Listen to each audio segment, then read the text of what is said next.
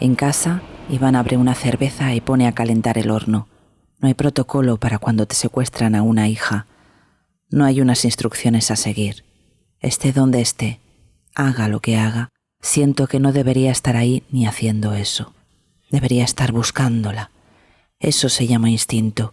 ¿Qué clase de instinto te lleva a encender el horno para hacer una pizza? Puede que solo intente protegerme aparentando normalidad. Puede que se haya relegado al papel de compañero que me asiste en mi dolor, preocupándose de mis necesidades básicas, seguridad, descanso y alimentación. Pero ahora mismo lo que quiero es que salga a la calle y los encuentre, que le arranque los ojos y el corazón a Jonás y que me traiga la cabeza en una bolsa de rafia del Mercadona y que de la otra mano traiga a la niña. He intentado engañarme durante todo este tiempo, queriendo ver en el pacifismo de Iván la cualidad imprescindible para amarlo. Después de tanta guerra perdida, un hombre tregua para la mujer rendida a golpes. Pero ¿dónde está el hombre en ese amasijo de músculos delineados sin propósito, en esas manos delicadas, en esa sonrisa constante? Siempre pensé que sería un buen padre, por eso me sentía culpable al pensar en abortar. Pero ahora, ¿cómo puede estar ahí, indeciso, eligiendo entre la cuatro quesos y la barbacoa, mientras Malena? Grito tan fuerte y durante tanto tiempo que me quedo sin voz. Iván corre hasta mí, me abraza, le pego con todas mis fuerzas, primero con las manos abiertas, después las cierro y le golpeo con los puños. Él se ovilla. Ahora le doy también patadas. Siento cómo con uno de los puños le doy de lleno en la nuez. Cae a plomo. Ahí me quedo paralizada. Iván está en el suelo, recobrando el aliento y llorando, y yo de pie junto a él. Y entonces lo veo claro. Por primera vez, soy yo la que mira desde arriba.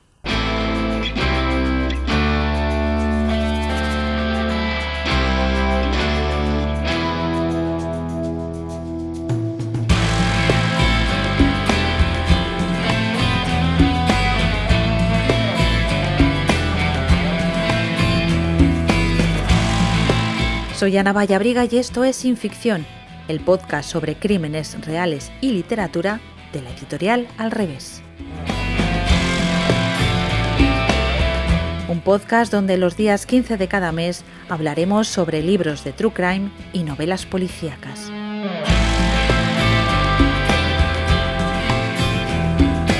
Sin Ficción es la colección de libros de Al Revés que aborda crímenes reales escritos por periodistas y criminólogos. Está dirigida por la periodista y escritora Marta Robles. Tienes más información en alreveseditorial.com. Soy Miguel Ángel Carmona del Barco. He publicado un libro de cuentos titulado Manual de Autoayuda en salto de página y 2 novelas. Cuevico, con la que gané el premio de Valencia, Vicente Blasco Ibáñez, publicada en Pretextos, y Alegrías, publicada también en Al Revés, con la que gané el premio de novela Ciudad de Badajoz en 2020. Y soy el autor de Brocal.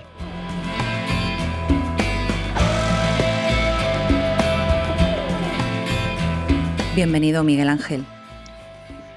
Hola, Ana, encantadísimo de estar otra vez en tu casa.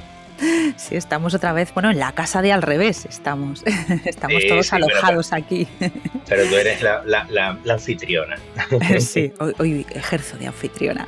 Bueno, pues presentamos hace un tiempo tu anterior libro, que lo has nombrado Alegría, con el que también has dicho que ganaste el premio de novela Ciudad de Badajoz, que narrabas la historia de maltrato que vive una joven desde su noviazgo hasta que, digamos que hay un final esperanzador, ¿no? Con respecto al maltratador, con respecto a su relación.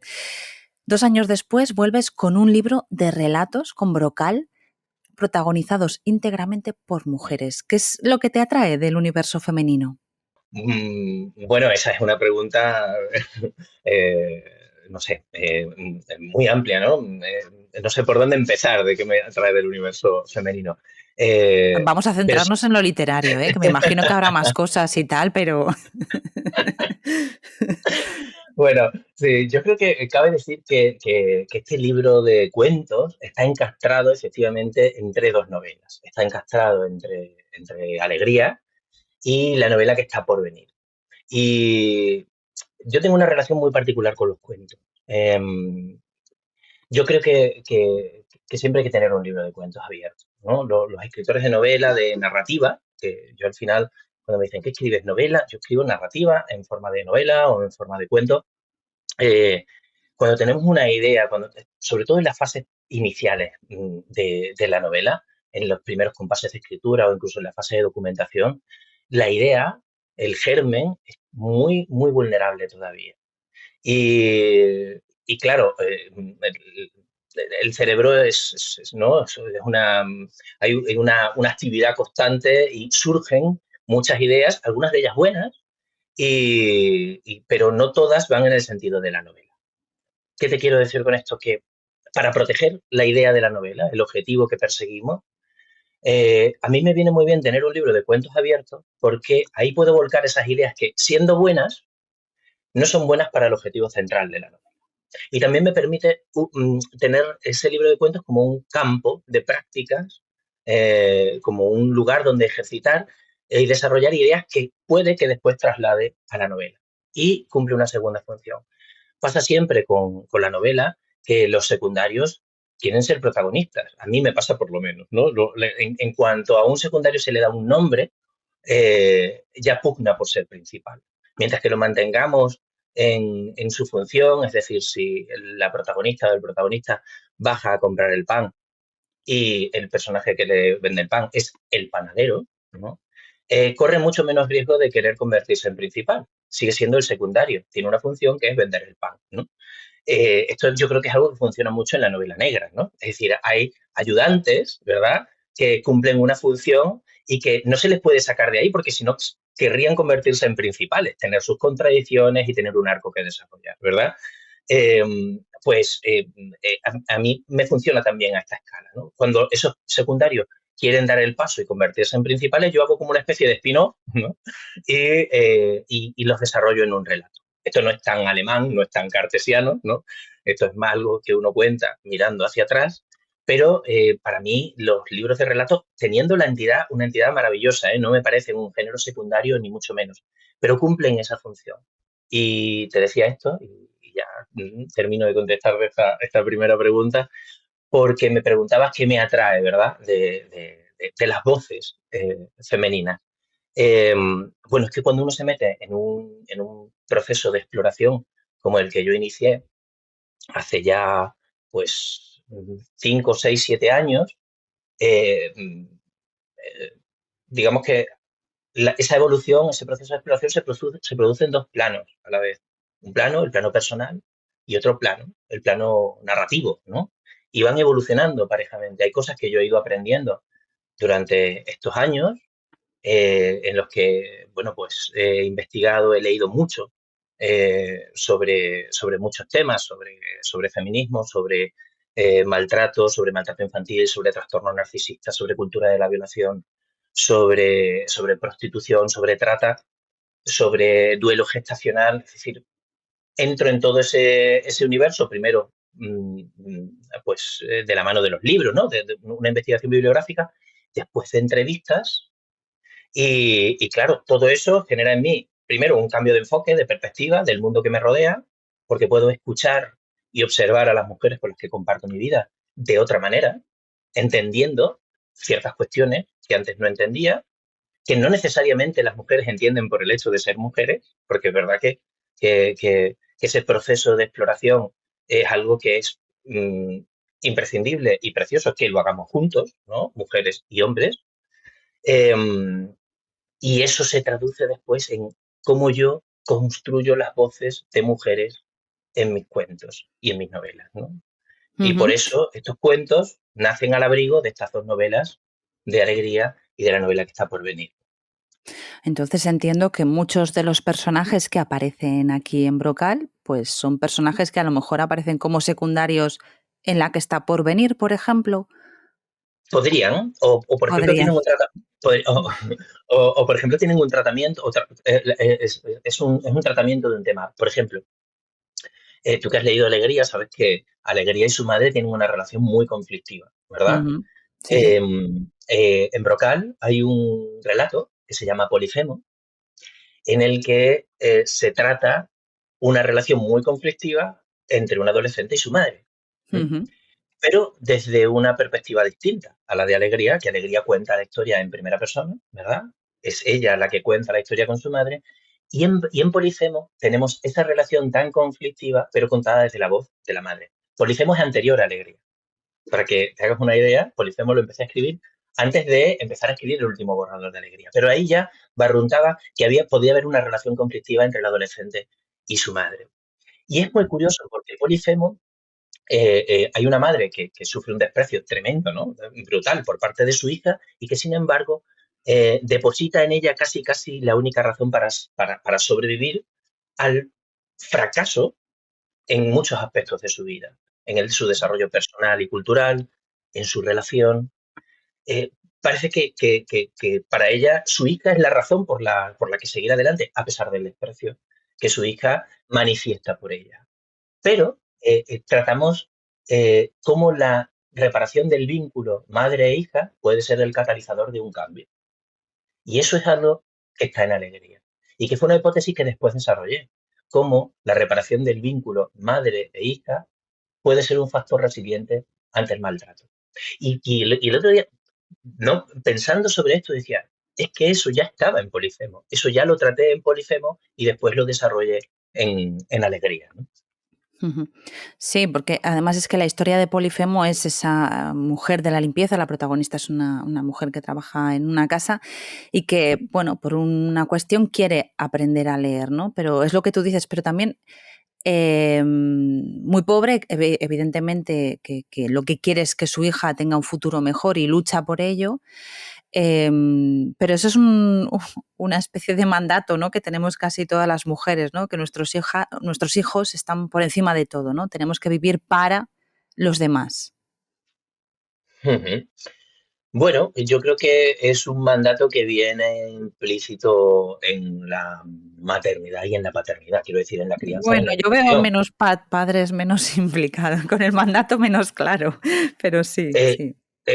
bueno, es posible que los padres o algunos padres tengan más fácil evadirse de ese Mm, mandato y que la sociedad no los penalice de la misma manera o de la manera tan brutal eh, como puede penalizar a una mujer que intenta evadir ese mandato de darle a sus hijos una vida mejor que la propia. Después en esto, por supuesto, hay muchos matices porque no hay una familia normativa, ¿no? Y todo depende de las circunstancias en las que se desarrollan esas familias, si hay vínculos afectivos sanos, si verdaderamente un padre o una madre quiere algo mejor para sus hijos o no, porque también hay familias en las que eso no sucede, ¿no? sí, sí.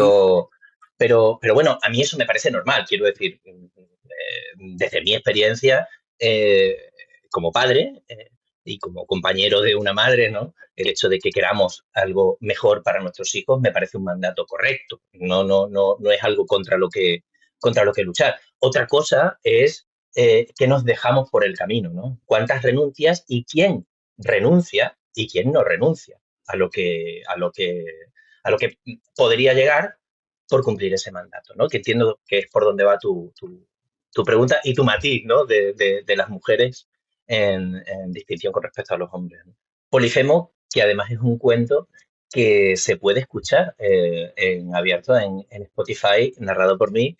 Lo hemos grabado y lo hemos subido casi como un single, ¿no? O sea, el otro día pensaba, digo, es un libro de relatos con 8 relatos y hemos grabado Polifemo para que la gente pues lo escuche y si le gusta pues decida leer el libro completo. Así que Polifemo es oficialmente el single de Brocal, yo creo, ¿no? Bueno, muy interesante. Pondremos el enlace en los comentarios, bueno, en la descripción de este audio para que lo puedan escuchar. Hoy me he levantado doblada como una alcayata. De punta mañana, eso sí, aunque no tenía que ir a casa de los señores. Y allá que me he echado a la calle a comprar las 4 cosas que me faltan para el equipaje de mi Valen, que se va a Gredos de campamento con los Boy Scouts del barrio. Esperando el 18B, me he dado cuenta de que nada más había mujeres como yo en la parada.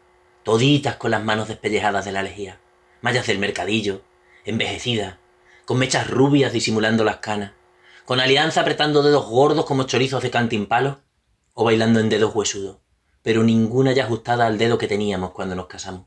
Ahí ha llegado el autobús, y como si me llamara un espectro desde el cristal de la parada, me he mirado y me he visto. Más vieja que una Biblia, más arrugada y fea que yo que sé. Y me he cogido un sofocón que he tenido que pasar el bonobús mirándome las alpargatas para que el conductor, que es hijo de un compañero de mi Juan, no me viera. Y hasta que no me he sentado y he sacado del monedero una foto de mi Valen, no he empezado a consolarme, porque mi niña es muy guapa y mucho más lista que yo. Y vale tanto que cualquier sacrificio merece la pena. Así que me he limpiado las lágrimas con la manga, porque se me han olvidado los pañuelos. Y cuando ya creía que estaba entera, he levantado la cabeza y me he puesto a llorar otra vez como una tonta, pero ya haciendo ruido. Y aunque me moría de la vergüenza, no podía parar, porque justito delante de mí había un cristal muy limpio y muy lucido que me devolvía otra vez el reflejo. Y me veía más vieja, y más fea, y más arrugada. Y hasta sucia me veía cuando yo no he llevado una mancha en la vida. Un roto puede, pero una mancha nunca. Ni yo ni nadie en mi casa. A lo largo de los relatos, que además están narrados en primera persona por mujeres, son todos relatos narrados en primera persona por mujeres, tocas temas muy interesantes, porque bueno, tienes este de que hemos hablado de Polifemo, ¿no? Pero tienes muchas mujeres muy agobiadas con la maternidad y que se enfrentan a la decisión de tener o no tener a su hijo. Hay varios relatos en este sentido. ¿Por qué ese énfasis en este tema? Que por otra parte tampoco es un tema tan tratado todavía en la literatura. Bueno, a mí me interesa mucho la relación que mis personajes tienen con la maternidad, ¿no? Y cómo esto modifica o conforma su propia identidad, ¿no? Yo creo que aquí sí que podemos decir que hay una diferenciación objetiva, una diferencia objetiva, ¿no? Entre hombres y mujeres. No tanto en el ejercicio de la maternidad y la paternidad, que eso va por familias y va por casas, ¿no? Sino en la relación que los personajes femeninos de mis cuentos establecen con la posibilidad de ser o no ser madres, es decir, con la maternidad, ¿no? Yo creo que objetivamente podemos decir que la manera en que, el grado en que modifica o conforma la identidad de un hombre su relación con la paternidad es infinitamente menor que el grado en que modifica o conforma la identidad de la mujer la relación con la maternidad. Es decir, y eso es porque el sistema está así montado. Es decir, el sistema está montado para que una mujer que decide libremente no ser madre, ¿no? De algún modo sienta que esa es su forma de ser madre. Y yo creo que esta es la propuesta narrativa, digamos, más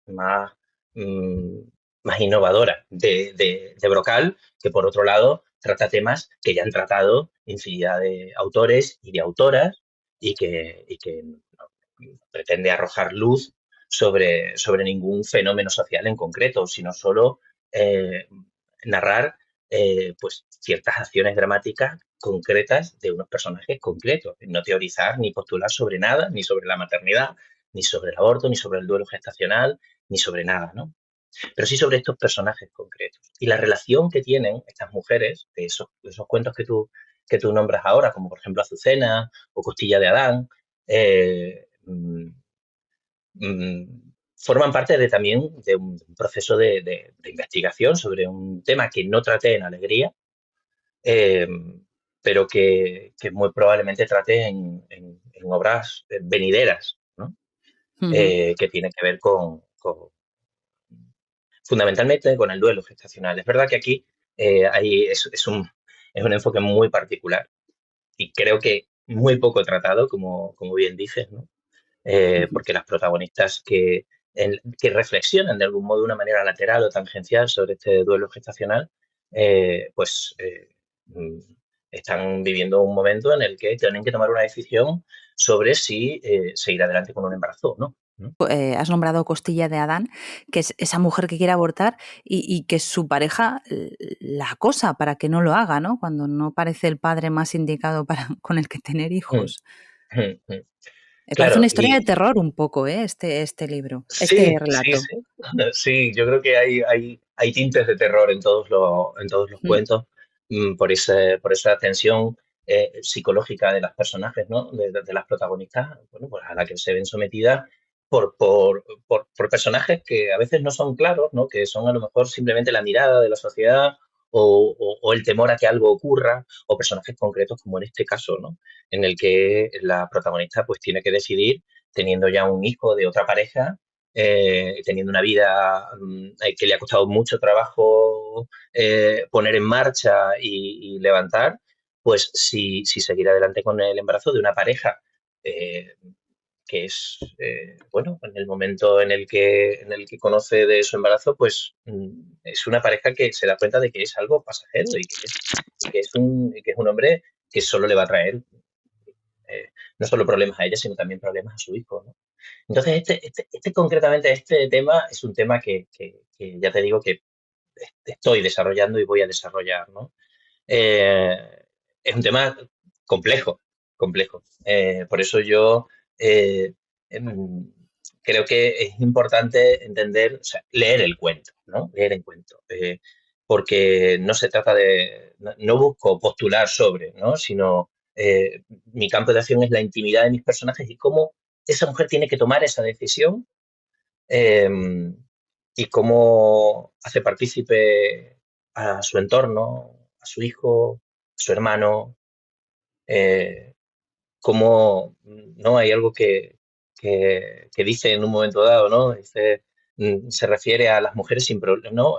Sin problemas previos o algo así, ¿no? Pero está hablando de eso su hermano, ¿no? Que es médico, ¿no? Y que le da unas pautas eh, sobre cómo administrar las pastillas y le habla de que, bueno, que no tiene que haber más consecuencias graves si es una mujer sin problemas, ¿no? Y ella dice, bueno, no creo que haya ninguna mujer sin problemas, ¿no?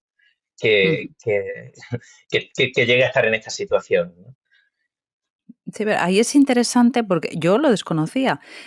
Hablas de los procedimientos quirúrgicos para abortar, pero que hay, o sea, que tienes que ir a un hospital y te tienen bueno, que hacer ahí grado o bueno, las técnicas que se usen, no sé muy bien cómo se hace, pero que hay lugares en Europa donde simplemente te dan un tratamiento que tú te vas a tu casa y lo aplicas, unas pastillas. Yo Sí, desconocía ahí hay este un... tema, que parece más sencillo, ¿no? Que ir a un mm, hospital con esa además tú dibujas muy bien, ¿no? Lo que se encuentra cuando va al hospital, mm. en uno de esos intentos, ¿no? De intentar, poner fin al embarazo. Es que es un tema bastante, sigue siendo un tema bastante tabú. Bueno, después uno lo saca y empieza a trabajar y lo saca entre sus amigas y de repente pues surgen esos, yo pasé por eso, ¿no? Y yo pasé por eso, y yo pasé por eso. Y bueno, yo he construido estos cuentos desde el conocimiento, no desde la imaginación. Por supuesto desde la imaginación porque es ficción, ¿no? Pero he sido muy, muy, muy cuidadoso en construir la psiquis de este personaje basándome en experiencias emocionales, no voy a decir reales, pero sí transmitidas por personas reales, ¿no? A mí. Eh, y por supuesto, de un estudio de los procedimientos, ¿no? Entonces, esas cosas suceden, algunas veces suceden de esa manera, ¿no? Es que eso es fundamental para mí, para poder eh, echar a andar a la protagonista de este cuento, ¿no? Y hacerla tomar esas decisiones con esa misma estrategia creativa que seguía en Alegría, ¿no? De que esa escalera de mecanismos de justificación o de toma de decisiones pues no sea abrupta, ¿no? Siempre una decisión se sostenga en un hecho, en un acontecimiento que es visible para el lector, ¿no? Que no haya decisiones que surgen de la nada, que parezca que yo me las invento porque yo quiero que el relato vaya por ahí. Sí, yo quiero que el relato vaya por ahí, claro, yo no quiero, no es que yo pierda el control del relato, pero yo escribo el relato que puedo escribir, no el que a mí me da la gana escribir. Y quien decide qué relato escribo yo es la voz de mi protagonista, a la que construyo yo. Eso es un poco así. Me doy cuenta de que a lo mejor es un poco locura, ¿no? Todo. Oye, me ha gustado, y te lo he comentado antes, ¿no? Has elegido la voz en primera persona. Estas mujeres nos cuentan su historia en cada uno de los relatos. ¿Por qué elegiste esta primera persona? Eh, es un narrador con el que me llevo sintiendo cómodo desde hace ya, pues desde 2015, en el que empecé a escribir. Es probable que sea un ciclo que esté llegando a su fin. Pero tiene que ver con una forma de entender el proceso creativo, porque tiene que ver con una forma de construir la voz. Esto que te decía antes, que eso sí que es un poco locura, ¿no? Yo creo que la voz tiene que ser siempre la de los personajes y la visión es indelegable. La visión es del escritor o de la escritora y es el tamiz a través del cual pues se seleccionan los hechos, los acontecimientos que se cuentan, ¿no? Pero la voz es la del personaje y esto pues requiere un trabajo previo muy concienzudo. Em, yo creo que eso solo se puede hacer en primera. A lo mejor es que todavía no lo sé hacer en tercera, porque entiendo que me queda mucho por aprender de este oficio, ¿no? Pero para mí, escribir desde un dialecto, un sociolecto y un idiolecto, que son las tres variantes con las que se construye el habla de una persona, ¿no? Es decir, eh, su extracción social y cultural, su propio campo semántico e imaginario y después la variante geográfica, ¿no? Eso es lo que construye nuestro habla.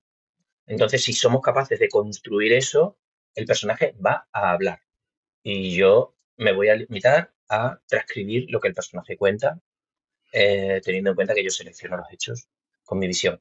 Eso solo se puede hacer en primera, claro, porque si lo hiciera con un narrador, todos los personajes hablarían igual y el narrador también hablaría así. Y eso, a mí esa literatura no me interesa. Que la hay. Hay escritores que escriben en tercera y todos los personajes hablan de la misma manera y el narrador también. Y además normalmente suelen deleitarnos con un montón de parrafadas de moralejas y de su visión súper inteligente del mundo, ¿no? A mí eso no me interesa y es verdad que yo creo que es un ciclo que está llegando a su fin y que poco a poco voy a ir a la tercera, pero una tercera eficiente, eh, en la que una cámara subjetiva salte probablemente de un hombro a otro, que es algo que tampoco me he inventado yo, lleva muchos años inventado, pero que sí me parece muy interesante porque me va a permitir dar rienda suelta a un lenguaje que no puedo utilizar porque mis personajes no lo utilizan, ¿no? Claro. Ujú. Y eso es algo que lleva constriñéndome durante todo este tiempo. Yo puedo construir algunas voces de personas que tienen un nivel cultural más o menos similar al mío, que tampoco soy ningún erudito, y entonces sí pueden hablar como yo, pero otros muchos no. Ujú. Y entonces yo no puedo poner en boca de esos personajes metáforas, imágenes o argumentos que no están a su alcance. Mm. Sí, pero tienes un crisol, desde luego, también aquí, ¿eh? De personajes, porque tienes desde mujeres, por ejemplo, esta mujer de la limpieza, ¿no? Mujeres de un estrato bajo, con poca cultura, con pocos medios, aparecen estudiantes, aparece mujeres de clase media también. Sí tienes, hay un abanico importante, ¿no? De personajes. Mm. Sí, sí, eso para mí es muy importante. En Manual de Autoayuda, en el primer libro de cuentos, ya ensayé eso y me gustó mucho, me gustó cómo lo recibieron los lectores, ¿no? Tener un libro de cuentos que tenga un hilo conductor sólido, consistente, y que ofrezca, como tú dices, un crisol de voces heterogéneo, ¿no? Para mí bueno, es mi objetivo, ¿no? Entonces, Ujú. claro, uno siempre que arrima las cosas a su sardina, las cosas son más fáciles. Pero, claro, si yo construyo el personaje, por ejemplo, de Costilla de Adán, y digo, bueno, pues esta mujer va a ser ciclista, ¿no? No de profesión, pero va a ser una ciclista federada, y entonces ella pues como todos nosotros, su mundo lo ve a través pues, de ese campo semántico, ¿no? De ese idiolecto propio. Entonces, su forma de lo que ella recuerda, con respecto a su padre, las comparaciones que hace, tienen que ver con su mundo, con su campo semántico y con su dialecto. Y eso, pues, para mí es un esfuerzo grande, ¿no? Porque yo no sé nada de ciclismo, entonces hay que aprender, toca empaparse un poco y, pues me pasa igual con la abogada, me pasa igual me pasa igual con las prostitutas, me pasa igual eh, bueno, con todos los personajes, ¿no? Porque nosotros vemos el mundo a través del lenguaje que manejamos y a través de las experiencias que hemos vivido, ¿no? Ujú. Y en primera hay que construir eso. Si no, no sale la primera. En primera persona, quiero decir. Sí, hablas de ese relato de las chicas prostitutas que se llama Cuerpos de regadío, almas de secano. A mí ese Mm. cuento, ese relato me ha gustado mucho y me ha encantado el final, porque hay una cosa que todos estos relatos, pues la verdad es que ponen a las protagonistas al límite, o sea, la mayoría es un momento vital muy impactante, ¿no? Pero siempre, no sé si estoy haciendo aquí, destripando un poco, pero siempre hay una esperanza, no, digamos que aprietas pero no ahogas, ¿no? Y lo que he visto es que hay mucha sororidad dentro de los relatos. Y en este de las chicas, de las prostitutas que llegan por determinadas razones, pues que se pueden intuir, ¿no? Claramente llegan a ser prostitutas, pues que no son de deuda, no estamos dentro que además hablas tú también en el relato de ahí hablaríamos ya casi de mujeres prostituidas. No sé si tú diferencias entre prostitutas y mujeres prostituidas en este caso. Ya te lanzo la pregunta esta, mira, ya un poco ahí. Pues mira, en relación a lo primero que dices de la esperanza y de la sororidad, bueno, Mm, la esperanza para mí es crucial. O sea, es verdad que yo trato temas que son muy duros y realidades muy duras y yo ya tomé la determinación de que mis libros o sea, yo digo abiertamente que acaban bien. No me vale, no importa, quería yo entrar ahí, no, es que pero sí. no me importa, porque si ya, es verdad que los lectores cuando comparten sus comentarios, qué duro, tal, digo, es que como yo encima planteé, o sea, deje la incertidumbre a la gente de si van a acabar mal encima de lo duros que son, ¿quién me va a leer, Ana? Entonces, hay que andar, yo voy con la esperanza por delante, es decir, mis libros terminan bien, a ver, bien, bien, aquí esto no es Hollywood, esto Sí, aquí no, a nadie le toca la lotería y se casa con tal y después se van a... No, pero bien significa que sí. hay esperanza que se materializa y otra que se proyecta. Yo con eso me conformo. Y creo que mis personajes también, ¿no?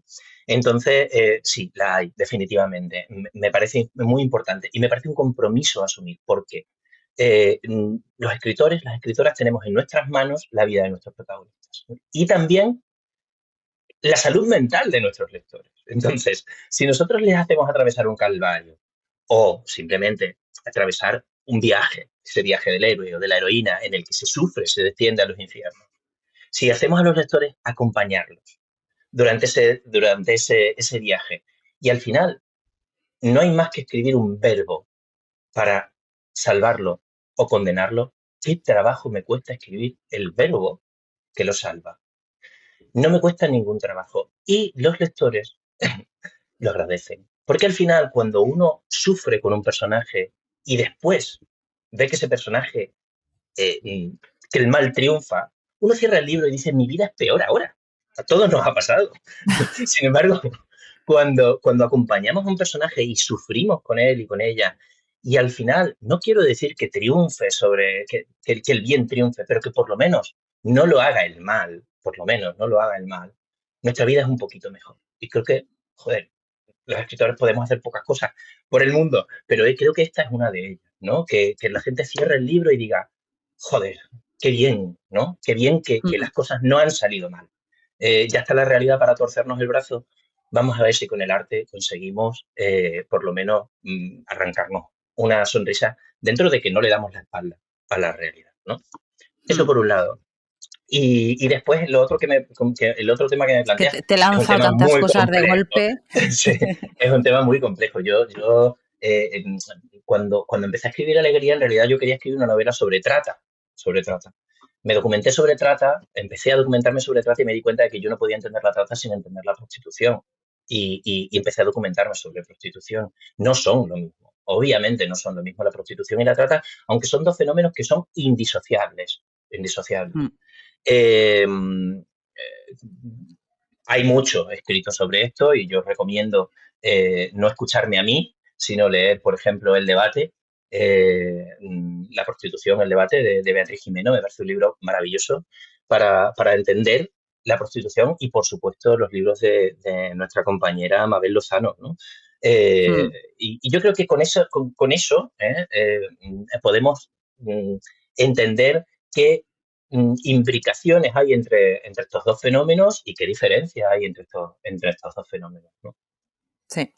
Y luego te preguntaba por el tema de la sororidad, que está muy presente dentro de los relatos. Es una sororidad nada complaciente, ¿no? Nada dulce, ¿no? O sea, es dulce porque Sí. repara, porque es reparadora. Pero, por ejemplo, en Sin Cicerone, ¿no? O en Cuerpos de regadío, Almas de secano, que es un Hmm. relato que acabas de nombrar, es una sororidad que sobrevive a una traición. Hmm. Es decir, no es edulcorada, no es como somos mujeres, nos queremos y nos protegemos y nos amamos. No es esa la sororidad que hay en Cuerpos de regadío y Almas de secano. Hay un acuerpamiento, ¿no? Hay un apoyo eh, que se hace con el cuerpo también, que se hace con la vida y que parte de una...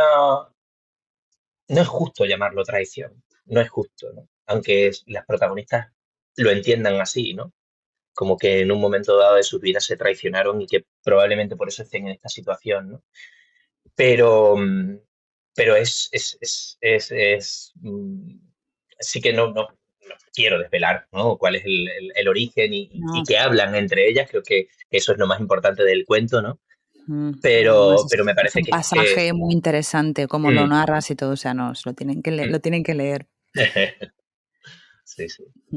Y luego hay, ya para terminar, Miguel Ángel, me gustaría hacer mención a la portada del libro, porque me parece, bueno, si no la han visto los lectores, ¿cómo podríamos...?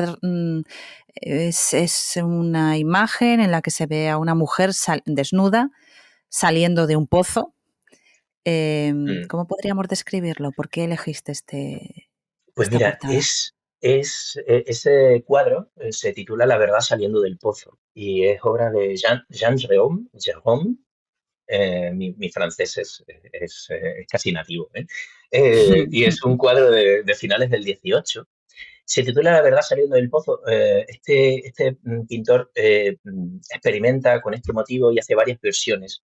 Eh, y se basa en bueno, no sé si llamarlo mito, de que, no sé si llamarlo mito o realidad absoluta, de que los hombres han recluido a la verdad en el fondo de un pozo, ¿no? Para que no salga para que no salga a la luz, ¿no? Yo creo que es muy de actualidad. De hecho, yo llegué a este cuadro eh, a través de mis estudios de periodismo en la universidad, porque se utiliza para, digamos, ilustrar un cambio de paradigma en la búsqueda de la verdad, digamos, a finales del 18, ¿no? Y entonces ilustra eso, esa mujer desnuda es la verdad, que emerge del pozo con esa cara, ¿no? Dando ese Descompuesta grito, casi, sí, y sí. dando ese grito, ¿no? Y con la fusta en la mano, dispuesta a castigar a quienes la han recluido en el pozo durante siglos, ¿no? Hay otra versión que dudé si utilizar, que es más explícita. Está igual, una mujer desnuda saliendo de un pozo, pero en la mano, en lugar de tener una fusta, tiene un espejo. Y en el brocal, al brocal, están asomados un obispo, un juez y alguien que representa al poder político, ¿no? Que son los que intentan devolver a esa mujer al fondo del pozo. Me parece tremendo el cuadro para estar pintado a finales del 18. Bueno, la portada es impactante, pero los relatos que se recogen en el libro, desde luego, también lo son, ¿eh? Nos dan para pensar, todos protagonizados por mujeres, todos o casi todos en situaciones que se enfrentan a situaciones complicadas, a situaciones vitales complicadas, como esa madre cuya niña se pierde, que terrible también esa historia. Ya te digo, hay algunas historias que lo comentábamos antes que eran un poco casi de terror, ¿no? Momentos que casi son de terror. Pero bueno, al final es un libro de relatos que a mí me ha encantado, lo he disfrutado muchísimo, muy impactante, da para pensar.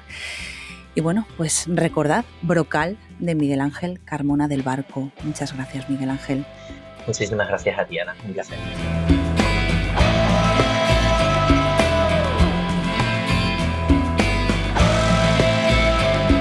Si no quieres perderte ningún episodio, suscríbete al podcast. Y si el capítulo te ha gustado, sería estupendo que nos regales unas estrellas o le des a me gusta. Ya sabes que estaremos de nuevo contigo el día 15 del próximo mes. Gracias por escucharnos y por leer.